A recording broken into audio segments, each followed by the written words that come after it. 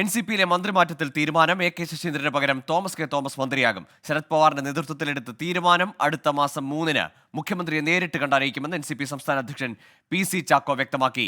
വിവരങ്ങളുമായി MG പ്രതീഷ് ചേരുന്നുണ്ട് തിരുവനന്തപുരത്ത് നിന്ന്. പ്രതീഷ്, അങ്ങനെ അക്കാര്യത്തിൽ ഒരു തീരുമാനമാകുന്നു.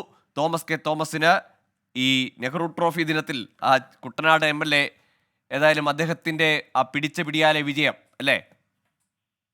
ഗൂഗിൾ തീർച്ചയായും. കാരണം NCP മന്ത്രിമാറ്റത്തിൽ നേരത്തെ പല ആശങ്കകളും ഉണ്ടായിരുന്നു. AK ശശീന്ദ്രൻ സ്ഥാനമൊഴിയണമെന്ന ഒരു തീരുമാനം ഉണ്ടായിരുന്നുവെങ്കിലും അക്കാര്യത്തിൽ ഒരു സ്ഥിരീകരണം ഉണ്ടായിരുന്നില്ല. ഇന്ന് അല്പം മുമ്പാണ് PC ചാക്കോ ഇക്കാര്യത്തിൽ പാർട്ടി നിലപാട് കൂടി വ്യക്തമാക്കിയിരിക്കുന്നത്. ശരത് പവാർ AK ശശീന്ദ്രനോട് സ്ഥാനമൊഴിയാൻ ആവശ്യപ്പെട്ടിട്ടുണ്ട് എന്നതാണ് PC ചാക്കോ അറിയിച്ച കാര്യം. ഇക്കാര്യം മുഖ്യമന്ത്രിയെ നേരിട്ട് കണ്ട് അറിയിക്കുമെന്നും PC ചാക്കോ പറഞ്ഞിട്ടുണ്ട്. ഒക്ടോബർ 3-ാം തീയതി ആയിരിക്കും മുഖ്യമന്ത്രിയുമായി നടത്തുന്ന കൂടിക്കാഴ്ച. തോമസ് കെ തോമസും AK ശശീന്ദ്രനും ഒത്ത മുഖ്യമന്ത്രിയെ കാണും. ഇക്കാര്യം പാർട്ടി നിലപാട് മുഖ്യമന്ത്രിയെ അറിയിക്കുമെന്നാണ് നിലവിൽ PC ചാക്കോ അറിയിച്ചിരിക്കുന്ന കാര്യം. നേരത്തെ തോമസ് കെ തോമസിനും ഒപ്പം AK ശശീന്ദ്രനും ഒപ്പം മുഖ്യമന്ത്രിയെ കാണണമെന്ന് ശരത് പവാർ നിർദ്ദേശിച്ചിരുന്നു. പക്ഷേ ഈ മന്ത്രിമാറ്റത്തിൽ അതൃപ്തി പ്രകടിപ്പിച്ച ശശീന്ദ്രൻ ഇതിൽ നിന്ന് പിന്മാറുകയായിരുന്നു. തുടർന്ന് പാർട്ടിയിൽ തന്നെ ശശീന്ദ്ര വിഭാഗം ഈ ശശീന്ദ്രനെ മന്ത്രിസ്ഥാനത്ത് നിന്ന് മാറ്റുന്നതിനെതിരെ രംഗത്ത് വന്നിരുന്നു. ഇതിൽ